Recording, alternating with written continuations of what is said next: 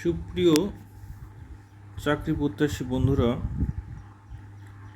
আশা করি সকলে ভালো আছেন। তো 209 পদে সমাজসেবা অধিদপ্তরের নিয়োগ প্রকাশিত হয়েছে। আবেদন শুরু 12 জুন 2024 এবং আবেদনের শেষ তারিখ 18 জুলাই 2024। তো আবেদন প্রক্রিয়া এখনও চলমান রয়েছে। আপনারা যারা আবেদন করেন নাই, আবেদন সম্পন্ন করবেন অতি তাড়াতাড়ি। এটা সমাজসেবা অধিদপ্তরের পদের নাম হচ্ছে সমাজকর্মী ইউনিয়ন, পদ সংখ্যা 229টি। আবেদন ফি লাগবে 223 টাকা। 200 টাকা সমাজসেবা অধিদপ্তরকে দিতে হবে, আর 23 টাকা সার্ভিস চার্জ।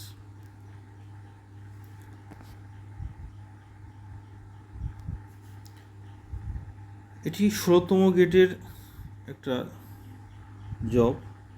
বেতন 930 টাকা হতে 22,439 স্থায়ী রাজস্ব। পদের সঙ্গে ইতিমধ্যে বললাম 209টি। এটার মাত্র শিক্ষাগত যোগ্যতা চাইছে উচ্চ মাধ্যমিক। এখানে বলা আছে বিভাগীয় প্রার্থীদের ক্ষেত্রে, অর্থাৎ যারা এই বিভাগে চাকরি করে তাদের বয়স শিথিলযোগ্য 25 বছর।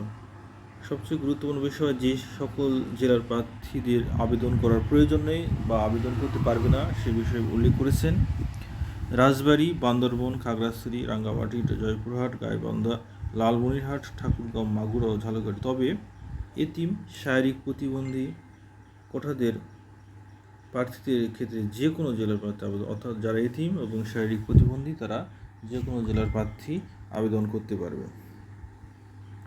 ইতিমধ্যে বলেছি আবেদন নিয়োগের জন্য আবেদনকারী সাধারণ প্রার্থীর বয়স হবে কত? 12 হতে 12/6/24 তারিখ হতে 18/30।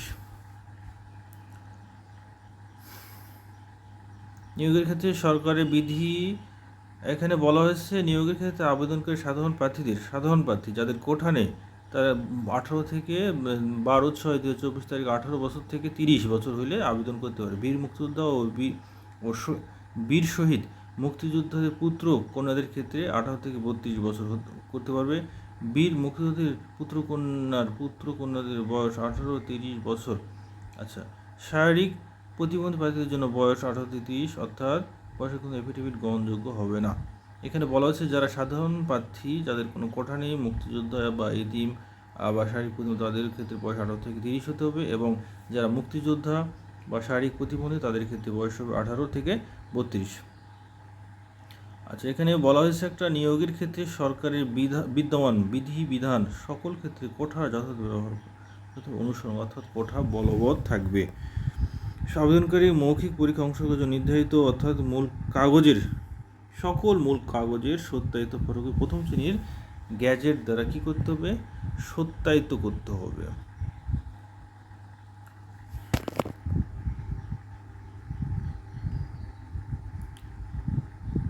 চার নম্বর বলেছে কর্তৃপক্ষ প্রয়োজন যে কোনো সত্য সংযোজন, অর্থাৎ কর্তৃপক্ষ চাইলে যে কোনো সত্য সংযোজন, বিয়োজন, পরিবর্তন করার ক্ষমতা রাখে। এটা সকল চাকরির ক্ষেত্রেই কর্তৃপক্ষ যা করবে সেটাই বলবৎ হয়। কর্তৃপক্ষ নির্বাচক নিয়োগ প্রক্রিয়া যে কোনো পর্যায়ে স্থগিত বাতিল করতে পারে।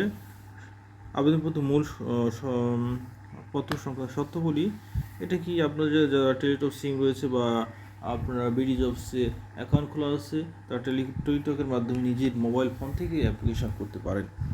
এই ওয়েবসাইট দেওয়া আছে dss.teletalk.com BD। এই ওয়েবসাইটে গিয়ে আপনারা আবেদন প্রক্রিয়া সম্পন্ন করতে পারেন।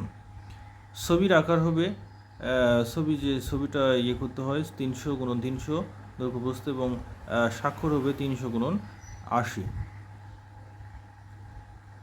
আর আবেদন আপনারা এভাবে করবেন। করার পরে কিভাবে আপনারা পেমেন্ট করবেন সে বিষয়ে আপনাদের টেলিটক সিম যাদের রয়েছে ফোন থেকে ডিএসএস স্পেস এখানে দেওয়া আছে, দেখেন ডিএসএস, তারপরে হেল্প পেজ দিয়ে সকল ক্ষেত্রে পেজ দিতে হবে।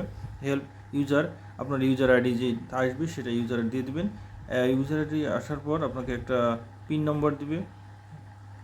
পিন নম্বর দেওয়ার পরে আপনাদের এক্সাম্পল দেওয়া আছে এখানে ডিএসএস সেল পিন নম্বর দিলে নাম্বার দিয়ে দেবেন, দিয়ে সেন্ড করে দেবেন 16,222 নম্বর। তাহলেই আপনার আবেদন প্রক্রিয়াটি সম্পন্ন হবে। এইভাবে আপনারা আবেদন করতে পারেন। এটা অনেক ভালো পর্যায়ে অনেক প্রার্থী নেবে, তো আপনারা আবেদন শীঘ্রই করে ফেলবেন আশা করি। আর আমার ভিডিও যদি ভালো লাগে আপনারা লাইক, কমেন্ট এবং শেয়ার করবেন। এরকম আরও ভিডিও পেতে আমার চ্যানেলটি সাবস্ক্রাইব করবেন। ধন্যবাদ সকলকে।